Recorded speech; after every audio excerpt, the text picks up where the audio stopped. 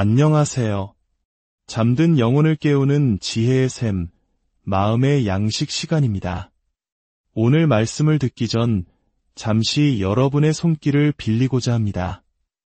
이 이야기가 여러분의 마음에 작은 울림이라도 준다면 좋아요를 눌러주시고 이 메시지를 나누어 주십시오. 굶주린 이에게 따뜻한 빵 한 조각을 나누는 것과 같은 일입니다. 구독 버튼을 누르는 것은 이 믿음의 여정을 계속 함께하겠다는 약속과도 같습니다. 이 선한 말씀을 널리 퍼뜨리는 모든 분들 위해 하나님의 크신 은혜가 함께하기를 기도합니다. 고요한 호수 위, 작은 배 한 척이 물살을 가르고 있습니다. 배 안에는 인류의 구원자이신 예수님과 그의 제자들이 함께 타고 있습니다. 그러나 배 안의 공기는 어딘가 모르게 어색하고 불편합니다. 마가복음 8장 14절에서 17절의 말씀입니다. 제자들이 빵 가져오기를 잊었음에 배에 빵 한 개밖에 그들에게 없더라.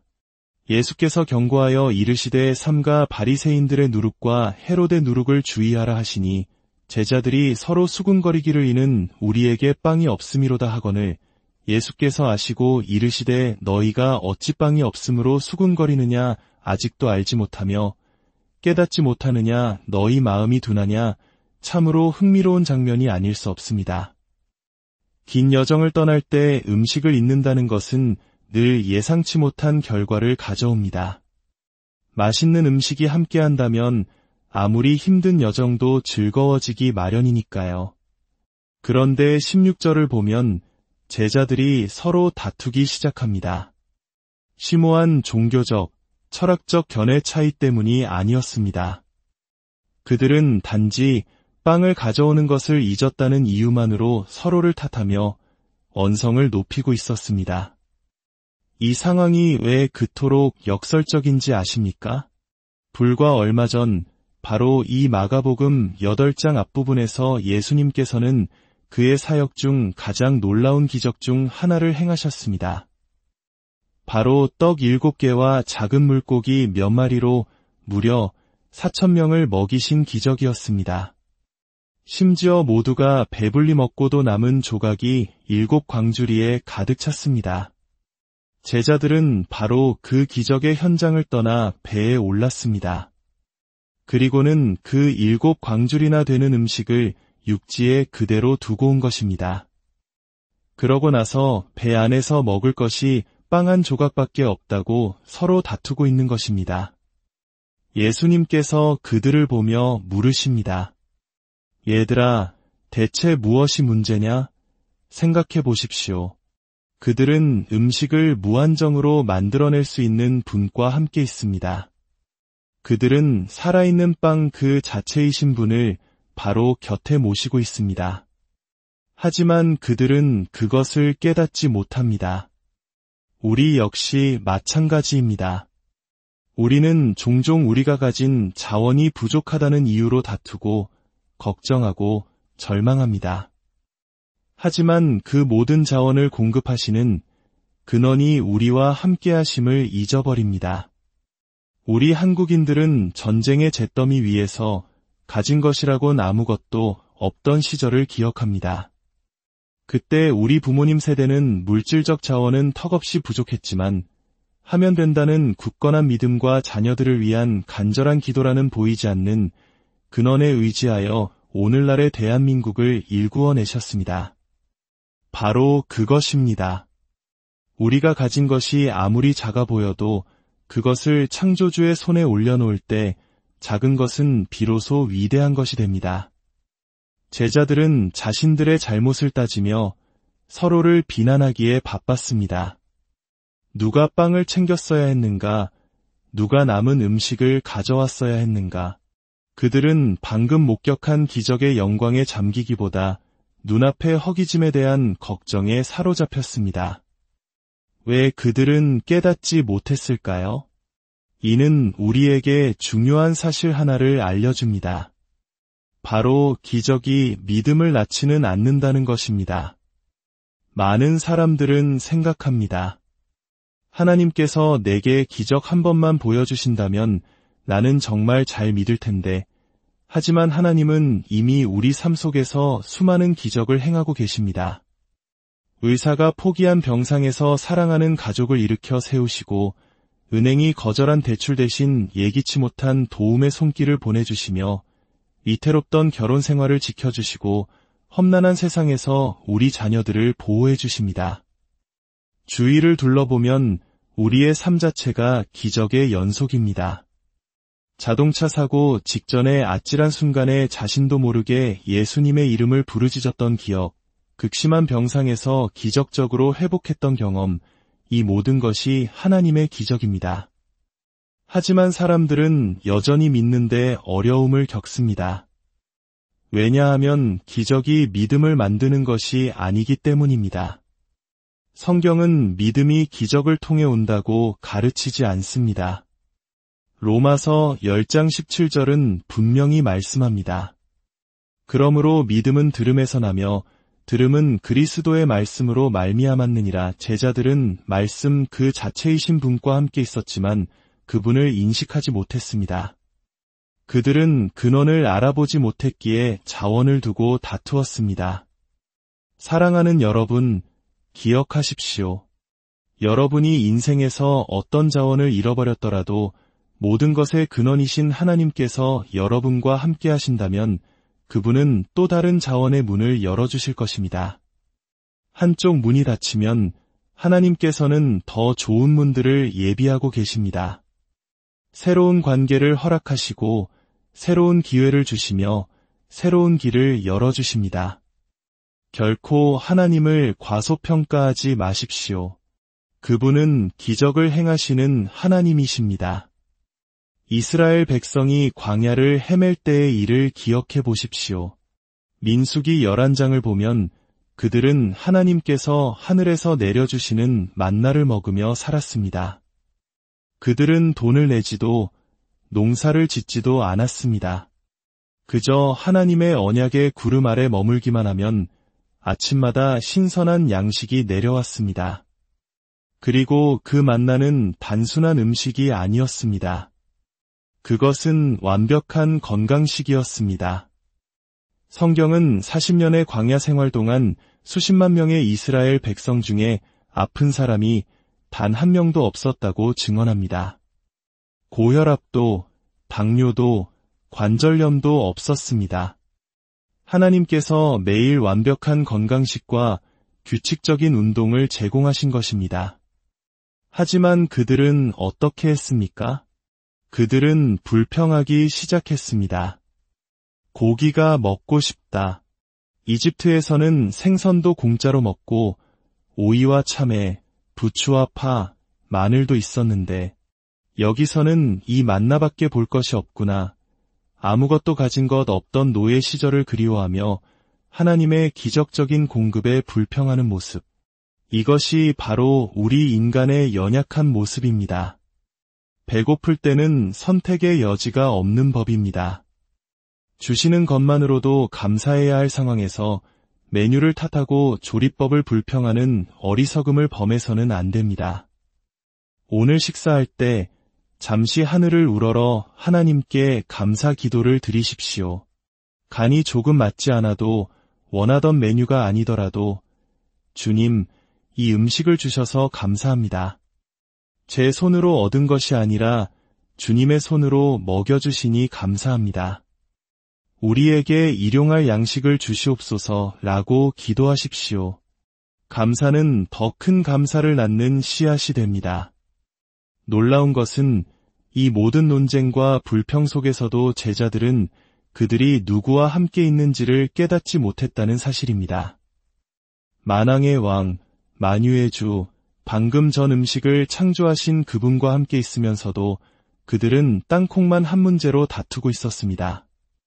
사탄이 에덴 동산에서 아담과 하와를 유혹했을 때를 생각해 보십시오. 사탄은 그들에게 살인이나 도둑질, 거짓말을 하라고 유혹하지 않았습니다. 사탄의 가장 강력한 무기는 바로 하나님의 말씀을 의심하게 만드는 것이었습니다. 하나님이 정말로 그렇게 말씀하셨느냐? 이 오래된 전략은 오늘날에도 여전히 유효합니다. 하나님께서 우리에게 약속의 말씀을 주실 때 사탄은 우리 마음에 의심의 씨앗을 심습니다. 과연 그 일이 이루어질까? 내가 정말 그럴 자격이 있을까? 하나님의 임재 안에서 충만했던 믿음이 세상으로 돌아와 문제와 마주하는 순간 안개처럼 사라져버리는 경험을 해보셨을 것입니다. 사탄은 우리를 살인자로 만드는 것보다 살아계신 하나님을 의심하게 만드는 것이 훨씬 효과적이라는 것을 압니다. 하나님을 의심하면 우리는 스스로 살인하고 도둑질하며 하나님의 방법이 아닌 인간적인 방법으로 문제를 해결하려 하기 때문입니다. 그래서 믿음은 들음에서 나는 것입니다. 하나님의 말씀을 계속해서 들어야 합니다. 말씀은 우리 영혼에 닫히며 우리 일용할 양식입니다. 마가복음 8장에는 또 다른 중요한 이야기가 나옵니다. 예수님께서 한 맹인의 눈을 고쳐주시는 장면입니다.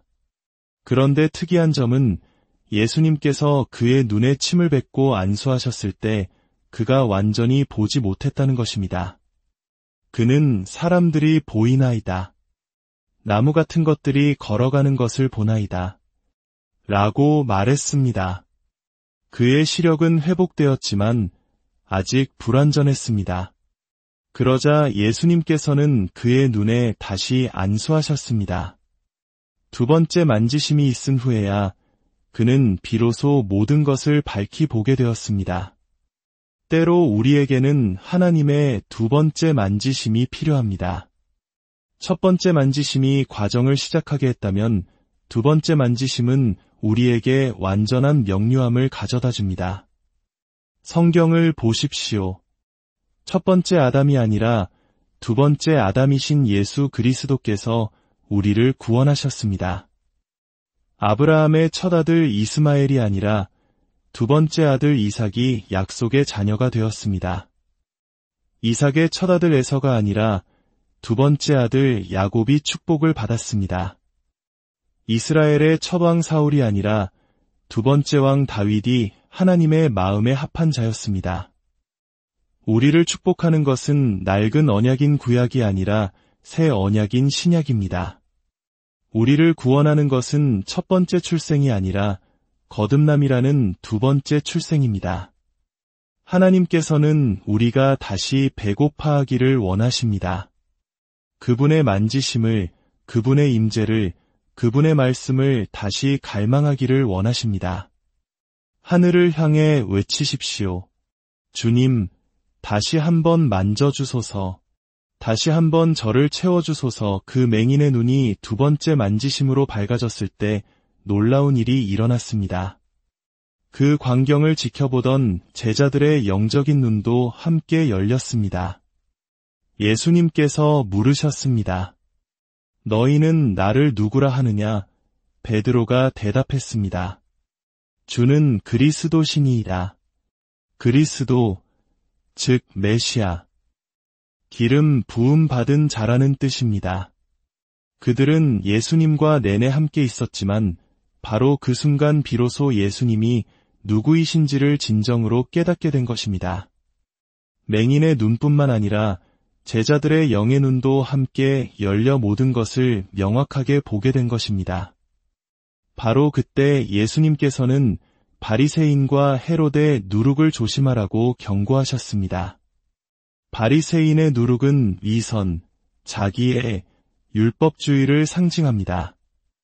마음의 진정한 회개 없이 겉으로만 보이는 종교적 행위들입니다. 누룩은 아주 적은 양이라도 반죽 전체를 부풀게 합니다. 눈에 보이지 않지만 그 영향력은 막대합니다. 하지만 긍정적인 누룩도 있습니다. 우리의 삶이 성장하고 부풀어 오를 때 사람들은 그 결과만을 봅니다. 그들은 우리가 흘린 눈물의 누룩, 밤을 새워드린 기도의 누룩, 고통 속에서 드린 희생의 누룩을 보지 못합니다. 그들은 우리의 삶을 빚어낸 비밀스러운 재료들을 알지 못합니다. 그 비밀 재료는 바로 하나님과의 깊은 교제입니다. 이제 한 남자의 이야기를 들려드리고자 합니다. 그의 이름은 모튼 켈시입니다. 1917년 모튼은 예정일보다 5주나 일찍 태어났습니다. 당시 의료 기술로는 생존을 장담하기 어려웠습니다. 그의 피부는 너무 얇아 푸른 혈관이 비쳐 보였고 손톱과 발톱도 채 자라지 않았습니다. 훗날 모튼은 어머니가 쓴 편지를 발견하게 됩니다. 그 편지에서 어머니는 갓 태어난 아들을 끔찍하다고 표현했으며 자신의 여동생에게는 맙서사 내가 괴물을 낳았어 라고 썼습니다. 부모는 아기가 곧 죽을 것이라 확신했습니다. 아버지는 매일 아침 아기가 여전히 살아있는 것에 놀랐다고 기록했습니다. 어머니는 아기에게 전 물리기를 거부했고 남편과 의사가 강요해야만 마지못해 젖을 주었습니다. 생후 6개월, 아기는 가벼운 뇌성마비를 진단받았고 심각한 청력 손실로 거의 듣지 못했습니다. 가족들은 아이를 집 뒤편의 작은 별채에 격리시켰고 동네의 14살 소녀 클라라를 고용해 아이를 돌보게 했습니다. 4살이 되었을 때 의사들은 모튼을 장애 아동시설에 보내라고 권했습니다. 그러나 스탠포드빈의 지능 검사에서 모튼은 천재 수준의 점수를 받았습니다. 2번의 검사에서 모두 최고점을 기록하자 부모는 비로소 아들의 가치를 깨닫고 그를 집으로 데려왔습니다. 생애 처음으로 그는 부모로부터 사랑과 인정을 받았습니다. 하지만 너무 늦었습니다. 어린 시절의 깊은 거절감은 그의 영혼에 지울 수 없는 상처를 남겼습니다. 그는 극심한 우울증과 불안에 시달렸고 뛰어난 학업 성취에도 불구하고 자기 혐오에 빠져 스스로 목숨을 끊기로 결심합니다. 20살 무렵 어느 날 오후 그는 아버지의 소총을 들고 산으로 들어갔습니다. 그는 커다란 바위 위에 누워 하늘의 별을 보며 자정이 되기만을 기다렸습니다. 방아쇠를 당기려던 바로 그 순간 그의 영혼에 한 노래가 들려왔습니다. 그것은 귀로 듣는 노래가 아니었습니다. 바위와 나무, 별과 땅, 모든 방향에서 그의 몸속으로 흘러들어오는 듯한 노래였습니다. 그것은 따뜻하고 편안한 자장가와 같은 사랑의 노래였습니다. 그 노래는 그의 삶의 전환점이 되었습니다. 이후 그는 신학을 공부하여 성공의 신부가 되었고 사진 같은 기억력으로 수많은 책을 저술하며 노트르담 대학의 교수가 되었습니다. 남편이자 아버지, 작가, 교수, 영적 스승이 되었습니다. 하지만 그의 영혼 깊은 곳에는 여전히 채워지지 않는 허기가 있었습니다. 바로 부모에게 받지 못한 사랑에 대한 갈망이었습니다. 그러던 어느 날 그는 클라라라는 이름의 여성에게서 편지를 받습니다.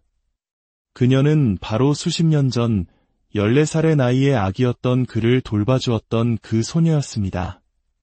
편지에는 이렇게 쓰여 있었습니다. 제가 14살이었을 때 당신의 부모님은 저를 고용해 당신을 돌보게 했어요. 당신은 갓난아기였지만 우리는 집 뒤 작은 별채에서 함께 살았죠.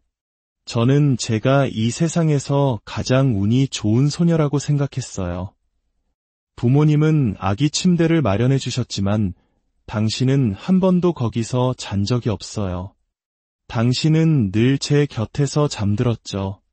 부모님은 당신을 거에 안아주지 않으셨지만 저는 당신을 끊임없이 안아주는 것을 사랑했어요. 저는 당신에게 노래를 불러주고 이야기를 들려주었죠. 4년 동안 당신은 제 삶의 중심이었고 제 가장 좋은 친구였어요. 모튼, 저는 평생 당신을 찾아왔어요. 제발 저를 보러 와주세요. 모튼과 그의 아내는 즉시 비행기에 올랐습니다. 91세가 된 클라라는 은퇴한 사서였지만 정신은 아주 또렷했습니다. 그녀는 75년 된 흑백 사진들을 간직하고 있었습니다. 아기 모튼을 안고 있는 10대 소녀, 클라라의 모습이 담긴 사진들이었습니다. 그녀는 모튼이 좋아했던 음식, 장난감, 책, 심지어 가장 좋아했던 모자에 대한 이야기까지 생생하게 기억했습니다. 그날의 만남이 끝나고 작별 인사를 할 시간, 평생 결혼하지 않고 자녀도 없었던 클라라가 모튼을 끌어안고 그의 가슴에 머리를 기댔습니다. 그리고는 그가 아기였을 때 불러주었던 자장가를 부르기 시작했습니다. 그 순간 모튼 안에서 무언가가 무너져 내렸습니다. 그는 걷잡을 수 없이 흐느꼈고 몇 시간 동안 말을 잇지 못했습니다. 마침내 아내에게 입을 열었을 때 그는 이렇게 말했습니다. 여보, 클라라가 부른 그 노래. 내가 20살 때 산에서 죽으려 할 때 들었던 바로 그 노래였어. 그는 의식적으로는 그 노래를 기억하지 못했지만 그의 영혼은 기억하고 있었습니다.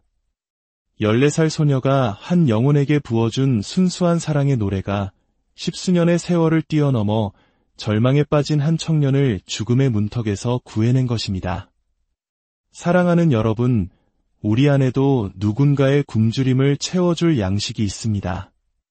우리의 가장 깊은 고통과 상처가 하나님 손에 들릴 때 다른 사람을 살리는 기적의 식사가 될 수 있습니다.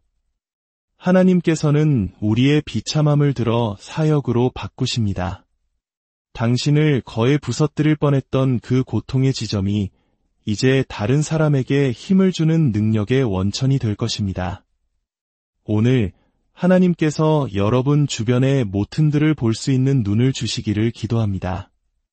상처받고 버림받고 거절당하여 자신의 가치를 잃어버린 영혼들을 보게 하시기를 기도합니다.